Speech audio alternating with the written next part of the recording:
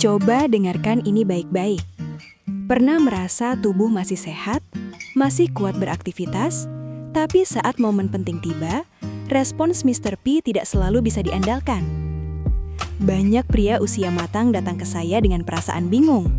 Mereka berkata, "Dok, saya tidak sakit, tapi kenapa rasanya berbeda dari dulu?" Yang menarik, sebagian besar dari mereka tidak ingin obat kuat. Mereka hanya ingin tubuhnya kembali bekerja secara alami, tanpa efek samping, tanpa ketergantungan.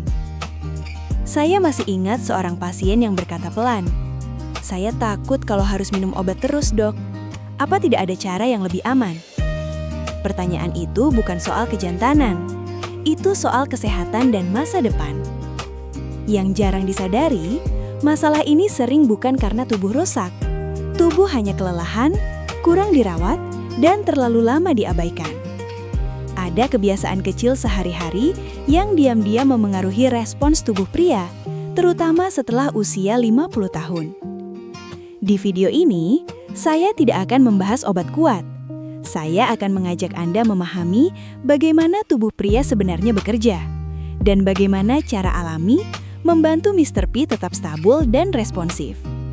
Jika Anda atau pasangan Anda pernah merasakan hal yang sama, tetaplah di sini. Bisa jadi, penjelasan ini akan menjawab pertanyaan yang selama ini Anda simpan sendiri. Sebelum melanjutkan, pastikan Anda menekan tombol subscribe berwarna merah di bawah ini, aktifkan ikon lonceng untuk notifikasi informasi kesehatan terbaru, dan tinggalkan komentar dari kota mana Anda menyaksikan tayangan ini. Saya Dr. Indri yang sudah berpengalaman dalam menangani gejala kesehatan ribuan lansia di seluruh Indonesia. Hari ini saya akan membuka rahasia yang bahkan membuat saya pribadi terkejut. Dalam praktik saya sebagai dokter yang menangani pasien lansia, ada satu pola yang hampir selalu sama. Seorang pria datang dengan kondisi fisik yang tampak baik, jalannya tegap, bicaranya lancar, hasil cek kesehatan umumnya normal. Namun saat pintu ruang praktik tertutup, nadanya berubah. Saya ingat seorang pasien, usia 58 tahun, sebut saja Pak Budi. Beliau duduk cukup lama sebelum akhirnya berkata, "Dok, saya sebenarnya sehat, tapi kenapa urusan itu tidak selalu bisa saya andalkan?" Kalimat ini sangat sering saya dengar, dan hampir selalu disertai perasaan bingung, khawatir, bahkan malu. Banyak pria usia matang mengira bahwa jika respons Mr. P mulai tidak stabil, berarti ada kerusakan serius atau tanda penuaan yang tidak bisa diperbaiki. Padahal menurut banyak literatur kesehatan dunia, kondisi ini justru sering bersifat fungsional dan bisa dipengaruhi banyak faktor yang masih bisa diubah. Secara medis, respons seksual pria melibatkan kerjasama antara otak, syaraf, hormon, dan pembuluh darah. Seiring bertambahnya usia, kecepatan kerja sistem ini memang menurun. Aliran darah tidak secepat dulu. Hormon testosteron menurun secara perlahan. Respons syaraf juga tidak sepeka usia muda. Organisasi Kesehatan Internasional menjelaskan bahwa perubahan ini normal dan dialami oleh sebagian besar pria di atas usia 50 tahun. Masalahnya, banyak pria tidak menyadari bahwa perubahan alami ini sering diperparah oleh gaya hidup modern. Kurang bergerak, duduk terlalu lama, stres berkepanjangan, tidur tidak teratur, serta pola makan tinggi gula dan lemak. Semua faktor ini mempengaruhi pembuluh darah dan sistem syaraf yang berperan penting dalam menjaga Mr. P tetap responsif. Pak Budi mengaku sering lelah meski tidak merasa sakit. Tidurnya tidak nyenyak, pikirannya sering penuh. Dalam kondisi seperti ini, tubuh sebenarnya sedang memberi sinyal bahwa ia butuh perhatian lebih, bukan tekanan tambahan. Penelitian kesehatan di berbagai negara menunjukkan bahwa banyak pria dengan keluhan seperti ini sebenarnya tidak membutuhkan obat kuat. Yang mereka butuhkan adalah pemahaman tentang tubuhnya sendiri, bahwa respons yang menurun bukan berarti hilang selamanya, tapi menandakan bahwa tubuh sedang tidak berada di kondisi optimal. Di titik inilah saya selalu menenangkan pasien. Saya katakan, "Pak, ini bukan soal lemah atau tidak mampu. Ini soal tubuh yang butuh dibantu agar bisa bekerja kembali secara alami." Dan dari sinilah perjalanan perbaikan biasanya dimulai. Bukan dengan obat instan, tapi dengan memahami akar masalahnya terlebih dahulu. Setelah Pak Budi selesai bercerita, Saya tidak langsung memberi saran. Saya justru bertanya pelan. Selama ini, apa yang sudah Bapak coba? Beliau tersenyum kecil. Pernah minum obat kuat dari teman, pernah beli yang dijual bebas. Hasilnya kadang ada, kadang tidak. Tapi satu hal yang selalu sama. Setelah efeknya hilang, rasa khawatir justru makin besar. Ini gambaran yang sangat umum. Banyak pria mengira obat kuat adalah solusi utama. Padahal dari sudut pandang medis, obat kuat hanya membantu gejala sesaat, bukan memperbaiki kondisi tubuh secara menyeluruh. Berbagai sumber kesehatan internasional menjelaskan bahwa obat kuat bekerja dengan cara memaksa pembuluh darah melebar sementara. Artinya, tubuh dibantu secara instan, bukan dipulihkan. Pada pria usia matang, terutama yang memiliki riwayat tekanan darah, kolesterol atau masalah jantung, penggunaan obat tanpa pengawasan justru bisa beresiko. Saya selalu jelaskan ke pasien dengan bahasa sederhana. Tubuh Bapak bukan rusak. Tubuh Bapak hanya tidak mendapatkan kondisi yang tepat untuk bekerja optimal. Menurut penjelasan dari World Health Organization, kesehatan seksual pria berkaitan erat dengan kesehatan jantung, pembuluh darah, metabolisme, dan kondisi mental. Artinya, jika salah satu sistem ini terganggu, respon seksual ikut terpengaruh. Pak Budi baru menyadari satu hal penting.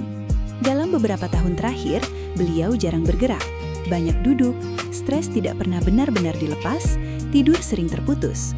Semua ini membuat tubuh berada dalam mode lelah berkepanjangan. Secara ilmiah, stres kronis meningkatkan hormon kortisol. Hormon ini membuat pembuluh darah lebih tegang dan menghambat sinyal saraf. Dalam kondisi seperti ini, meski rangsangan ada, tubuh sulit merespons dengan stabil. Inilah sebabnya banyak pria merasa kadang bisa, kadang tidak. Saya lalu bertanya, kalau tubuh terus dipaksa dengan obat, tapi gaya hidupnya sama, menurut Bapak apa yang terjadi ke depannya? Beliau terdiam, dan disitulah titik pemahaman mulai terbentuk. Penelitian di berbagai negara menunjukkan bahwa perubahan gaya hidup sering memberikan hasil yang lebih bertahan lama dibanding solusi instan. Bukan berarti obat tidak boleh sama sekali, tapi obat seharusnya menjadi pilihan terakhir, bukan andalan utama. Saya selalu menekankan bahwa tujuan kita bukan sekadar membuat Mr. P bisa bereaksi sesaat. Tujuan kita adalah membuat tubuh kembali siap dan responsif secara alami, tanpa tekanan dan tanpa ketergantungan. Di akhir sesi, saya katakan pada Pak Budi, kita tidak akan fokus pada obat. Kita akan fokus mengembalikan kondisi tubuh Bapak. Dan dari sinilah pendekatan alami mulai kami susun bersama. Setelah Pak Budi memahami bahwa tubuhnya tidak rusak dan tidak harus bergantung pada obat, barulah kami masuk ke tahap yang paling penting. Tahap membangun kembali kondisi tubuh secara alami. Saya selalu mulai dengan pertanyaan sederhana. Rutinitas Bapak sehari-hari seperti apa? Jawabannya jujur dan sangat umum. Bangun pagi agak siang, banyak duduk, gerak hanya seperlunya, makan seadanya, tidur sering terputus. Dari kacamata medis, pola ini pelan-pelan membuat tubuh kehilangan ritmenya sendiri. Saya lalu menjelaskan bahwa tubuh pria membutuhkan ritme yang teratur, agar sistem saraf, hormon, dan aliran darah bisa bekerja selaras. Tanpa ritme ini, respons tubuh akan terasa tidak konsisten. Langkah pertama yang saya sarankan bukan olahraga berat. Saya hanya meminta Pak Budi bergerak rutin setiap hari. Jalan kaki santai 20-30 menit. Penelitian kesehatan di berbagai negara menunjukkan bahwa aktivitas fisik ringan tapi konsisten membantu melancarkan peredaran darah dan meningkatkan sensitivitas pembuluh darah. Ini sangat berpengaruh pada kestabilan respons pria. Langkah kedua adalah mengatur pola makan, bukan diet ketat. Saya minta beliau mulai mengurangi gula berlebih, gorengan, dan makanan tinggi lemak jenuh. Sebagai gantinya, tambahkan sayur hijau, ikan, buah, dan air putih. Pola makan seperti ini terbukti membantu menjaga elastisitas pembuluh darah dan mengurangi peradangan dalam tubuh. Pak Budi sempat berkata, "Dok, kelihatannya sepele." Saya tersenyum dan menjawab, "Justru yang sepele ini yang paling berpengaruh jika dilakukan terus." Langkah ketiga adalah tidur yang cukup dan teratur. Banyak pria usia matang meremehkan tidur. Padahal, penelitian menunjukkan bahwa kualitas tidur berperan besar dalam menjaga keseimbangan hormon pria dan memperbaiki fungsi saraf. Tidur yang buruk membuat tubuh sulit merespons, seberapapun niatnya. Selain itu, saya menekankan pentingnya memberi jeda pada pikiran. Stres yang terus-menerus membuat tubuh berada dalam mode tegang. Dalam kondisi tegang, respons seksual sulit muncul secara alami. Beberapa pasien saya mulai mencoba aktivitas sederhana, seperti menarik napas dalam, berkebun, atau melakukan hobi ringan. Efeknya nyata, tubuh terasa lebih rileks dan respons mulai membaik. Sekitar 2 bulan kemudian, Pak Budi datang kembali. Ekspresinya berbeda, lebih tenang, lebih percaya diri. Sekarang rasanya lebih stabil, Dok. Tidak sempurna, tapi jauh lebih baik dan alami, katanya. Saya katakan pada beliau bahwa ini adalah tanda tubuh mulai bekerja kembali sesuai kodratnya, bukan dipaksa, tapi didukung. Di titik ini, saya selalu mengingatkan pasien, cara alami memang tidak instan, tapi justru karena itu, hasilnya lebih aman dan bertahan lama. Tubuh yang dirawat dengan benar akan memberi respons yang lebih jujur dan konsisten. Dan inilah yang sering tidak disadari banyak pria. Kekuatan bukan datang dari pil, tapi dari kebiasaan sehari-hari yang selaras dengan kebutuhan tubuh. Pada pertemuan berikutnya, Pak Budi datang dengan kondisi fisik yang sudah jauh lebih baik. Rutinitas jalannya konsisten, pola makan mulai terjaga, tidurnya lebih teratur. Tapi ada satu hal yang masih mengganjal. "Dok, kadang badan sudah enak, tapi pikiran saya keburu tegang," katanya jujur. Disinilah saya tahu bahwa kami sudah masuk ke bagian terakhir yang sering diabaikan, yaitu peran pikiran dan emosi. Banyak pria mengira masalah respons hanya soal fisik. Padahal, sistem saraf dan emosi memegang peran yang sama besar. Saya jelaskan dengan bahasa sederhana. Saat pikiran dipenuhi rasa takut gagal, tubuh akan masuk ke mode siaga. Hormon stres meningkat, aliran darah justru dialihkan ke organ penting untuk bertahan hidup, bukan untuk fungsi reproduksi. Dalam kondisi ini, tubuh sulit merespons secara alami, seberapa sehat pun fisiknya. Banyak penelitian psikologi kesehatan menunjukkan bahwa kecemasan performa adalah salah satu penyebab paling umum ketidakstabilan respons pria usia matang.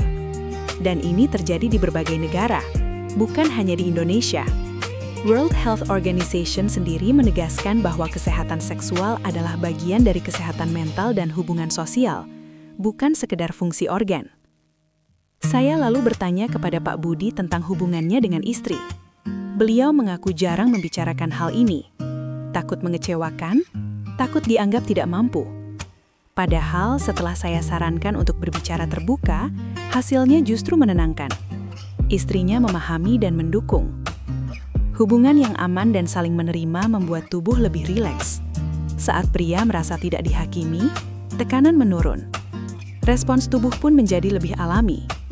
Banyak studi menunjukkan bahwa keintiman emosional meningkatkan rasa aman, dan rasa aman adalah fondasi penting bagi respons seksual yang stabil.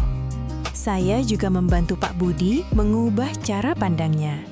Saya katakan bahwa tujuan bukan kesempurnaan, tapi kenyamanan dan konsistensi.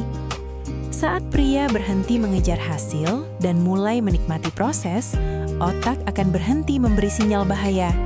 Tubuh pun lebih mudah merespons. Perlahan, Pak Budi mulai merasa lebih percaya diri. Bukan karena semuanya selalu sempurna, tapi karena ia tidak lagi memusuhi tubuhnya sendiri.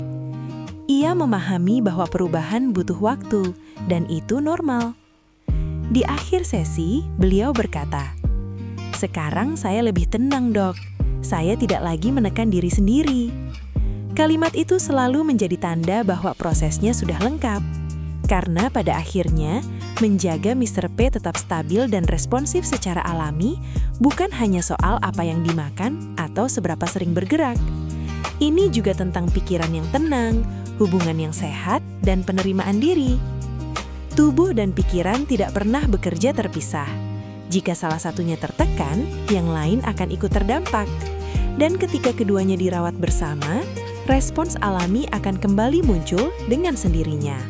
Sahabat lansia sehat abadi, dari semua yang kita bahas hari ini, ada satu pesan penting. Menjaga Mr. P tetap stabil dan responsif tidak harus bergantung pada obat kuat. Cara alami, jika dilakukan dengan sabar dan konsisten, justru lebih aman dan lebih bertahan lama. Mulailah dari hal kecil, jaga pola makan, tetap bergerak setiap hari, cukup istirahat, tenangkan pikiran, bangun komunikasi yang baik dengan pasangan. Tubuh akan merespons ketika diperlakukan dengan benar. Jika video ini terasa bermanfaat, jangan simpan sendiri. Silahkan bagikan ke grup WhatsApp keluarga atau teman sebaya. Karena bisa jadi ada orang terdekat Anda yang sedang mengalami hal yang sama, tapi belum berani bertanya. Jangan lupa like, subscribe, dan aktifkan lonceng agar Anda tidak ketinggalan edukasi kesehatan berikutnya dari channel Lansia Sehat Abadi. Tulis juga kota asal Anda di kolom komentar, supaya kami tahu dari mana saja sahabat sehat menyimak video ini. Ingat, kesehatan bukan soal usia, tapi soal kepedulian pada diri sendiri. Semakin dini dirawat, semakin baik kualitas hidup ke depannya. Saya Dr. Indri, terima kasih sudah menonton.